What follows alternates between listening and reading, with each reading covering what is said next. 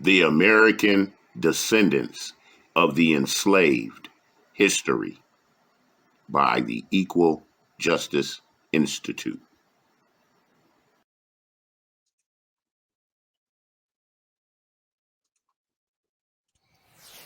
Revelations.Unveiled. Detroit.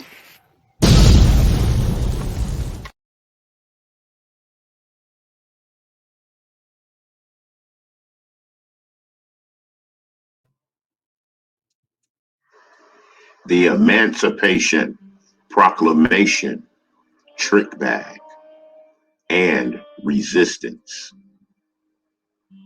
Emancipation by proclamation, then by law. In September 1862, President Abraham Lincoln issued a preliminary proclamation announcing that by executive order, he would declare the freedom of millions of Black people enslaved within the Confederacy, effective the following January. Enslavement was the core catalyst and conflict of the Civil War, and the Emancipation Proclamation brought that conflict to a head. For years before the Civil War, white people in the South had grown increasingly worried that federal authorities would try to force abolition upon the South, and increasingly certain that the resulting social and economic upheaval would destroy them all.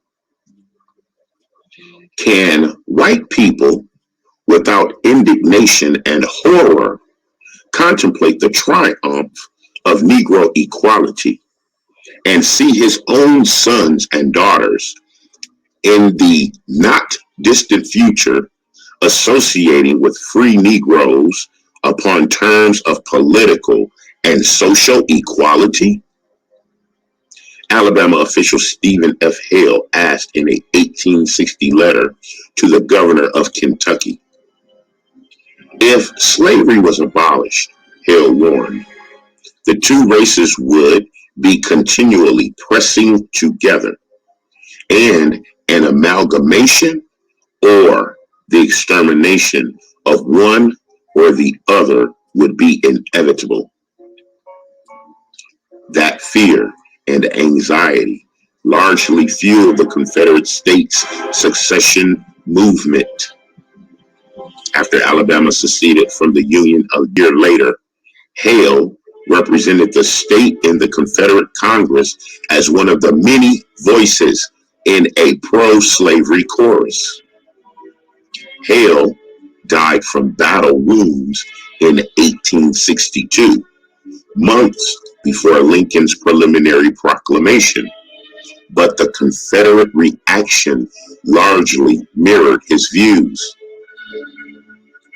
They called Mr. Lincoln an ape, a fiend, a beast, a savage, a highwayman, read an October 1862 issue of Harper's Weekly, reporting on Southern reaction to Lincoln's preliminary proclamation. The Confederate Congress is resolved into a dozen committees, each trying to devise some new form of retaliation to be inflicted upon the United States citizens and soldiers if we dare to carry the proclamation into effect and tamper, to use the words of the Richmond Inquirer, with 4,000 millions worth of property.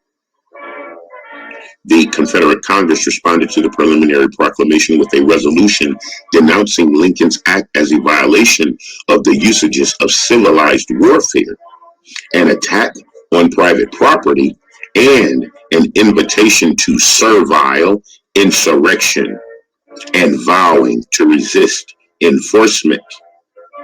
But the proclamation did not enjoy uniform or widespread support in the North either. In the 1862 midterm elections, candidates challenging Lincoln's political allies warned that emancipation would bring an influx of free Black people into northern states. The general theme in the campaign from New York to Iowa was every white laboring man in the North who does not want to be swapped off for a free nigger should vote the anti-Lincoln Democratic ticket. Indeed, many northern states already had laws restricting immigration of free black people and had little more commitment to racial equality than their counterparts in the South. By the time election results were tallied, the anti-emancipation message had won in Illinois, Wisconsin, Indiana, Ohio, and Pennsylvania, and vaulted Horatio Seymour, the fiercely pro-slavery white man's candidate, to the governor's office in New York. On its face, the order declared the freedom of only those enslaved people held in the states in rebellion against the United States, namely South Carolina, Mississippi, Florida, Alabama, Georgia, Texas, Arkansas, and North Carolina. The proclamation exempted Tennessee, as well as Union-occupied portions of Virginia and Louisiana, and left slavery wholly intact in the border states of Maryland, Delaware, Kentucky, and Missouri. Many Southern planters attempted to hide the news from enslaved people, using threats and violence to force silence and attacking those who dared attempt to flee. Where federal troops were present, however, many enslaved people courageously fled bondage and sought protection and freedom in Union camps. For the many more enslaved people living where federal forces were absent or unreachable, Lincoln's declaration did nothing, and the hold of enslavement lasted well beyond 1863. Up until the war's end in 1865, local newspapers in Montgomery, Alabama, continued to advertise auction sales of enslaved people and publish ads seeking the return of runaways. In an August 1864 letter, a black woman named Annie Davis, living in Maryland, asked Lincoln himself to clarify whether she remained in bondage. "Mr. President," she began, "it is my desire to be free, to go see my people on the Eastern Shore. My mistress won't let me. You will please let me know if we are free and what I can do. I write to you for advice.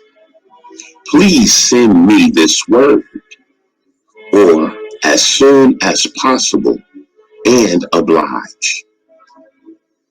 Ms. Davis' letter survives at the National Archives among correspondence received by the Colored Troops Division. There is no evidence she ever received a reply. If abolition was to become permanent and widespread, what began with the limited Emancipation Proclamation would have to become broader national law.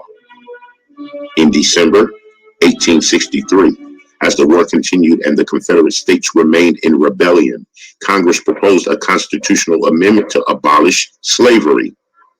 It passed the Senate in 1864 of April, and after extended debate and initial defeat, passed the House in January 1865. Ratification required approval of 27 of the 36 states, including the South, where states were still fighting a war to succeed. Within months, the Confederacy had surrendered.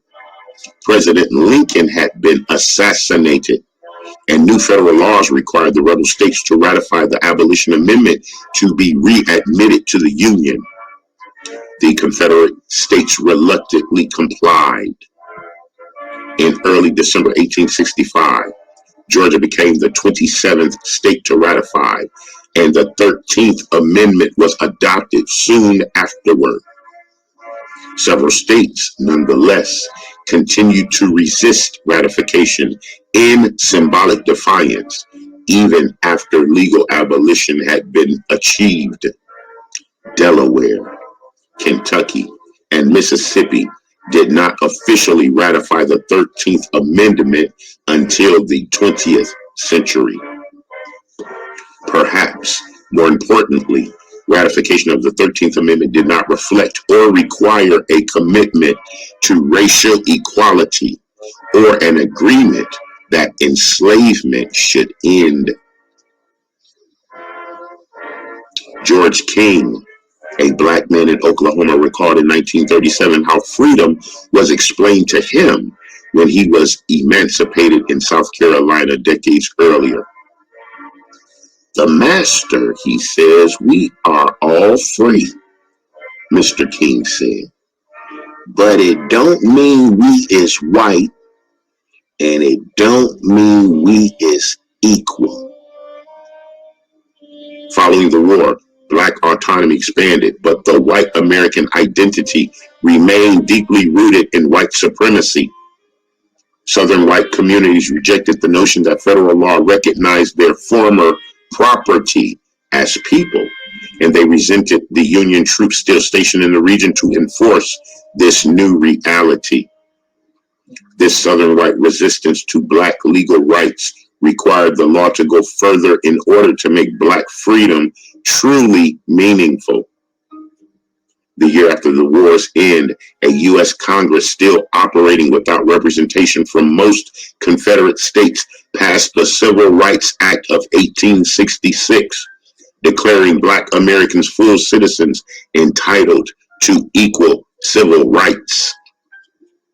President Andrew Johnson, who took office following Lincoln's death, was a Tennessee native, sympathetic to Southern sentiments.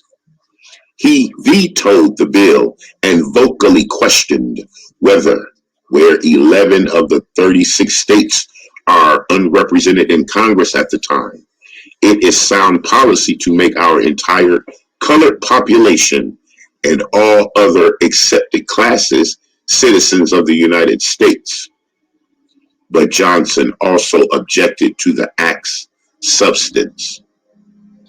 The bill, in effect, proposes a discrimination against large numbers of intelligent, worthy, and patriotic foreigners, and in favor of the Negro, to whom, after long years of bondage and avenues to freedom and intelligence have just now suddenly opened, he must of necessity, from his previous unfortunate condition of servitude, be less informed as to the nature and character of our institution than he who, coming from abroad, has to some extent at least familiarized himself with the principles of a government to which he voluntarily entrusts life, liberty, and the pursuit of happiness. In April 1866, Congress, still celebrating the Union Civil War victory and persuaded by passionate rhetoric insisting rights legislation was needed to make that bloodshed meaningful, overrode a presidential veto for the first time in United States history to enact the Civil Rights Act. Lawmakers next successfully passed the 14th Amendment, which declared black people's citizenship and established the civil rights of all citizens. This proposal also found a foe in President Johnson. In his message to Congress, announcing that the amendment had been sent to the states for consideration, Johnson questioned the legitimacy of the process and made clear his administration's disapproval. I deem it proper to observe that the steps taken by the Secretary of State, as detailed in the accompanying report, are to be considered as purely ministerial and in no sense soever committing to the executive to an approval or recommendation of the amendment to the state legislatures or to the people. Before the 14th Amendment could be an enforceable part of the Constitution, 28 of the 37 states had to ratify it. Likely emboldened by Johnson's defiant message of opposition, Southern legislatures refused.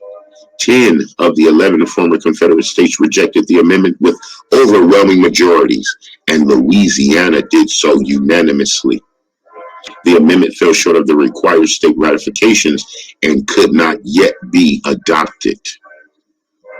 The Reconstruction Acts also established voting rights for African American men, dramatically altering the South's political landscape. By July 1868, enough states had ratified the 14th Amendment and it was adopted. The United States Constitution now declared all persons born in the country were citizens regardless of race, and thus entitled the privileges and immunities of citizenship, due process, and equal protection under the law.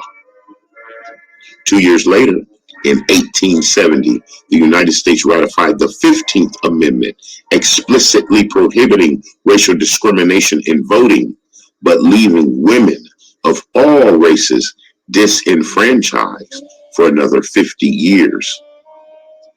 Together, these legal developments established the meaning of citizenship for Black people who, just a few years earlier, had been denied that status by the nation's highest court.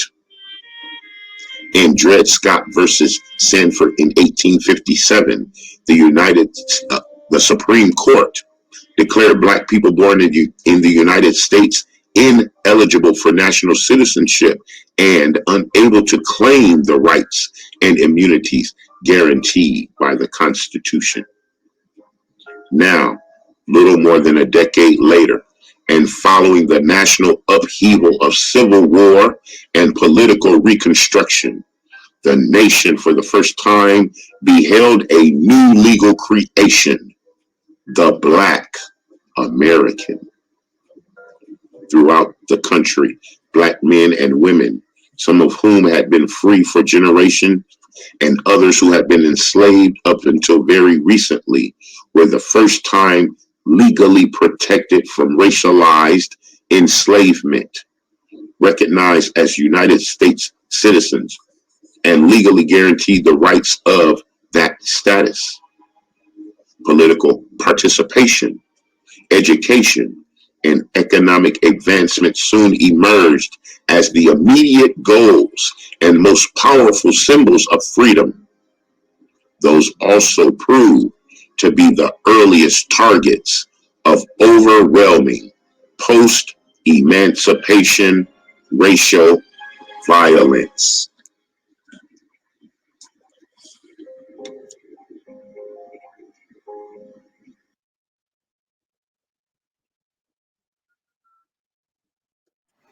The American Descendants of the Enslaved, History by the Equal Justice Institute. And until we are together again, I love you. I love you. I love you. To be continued. Revelations.Unveiled.Detroit.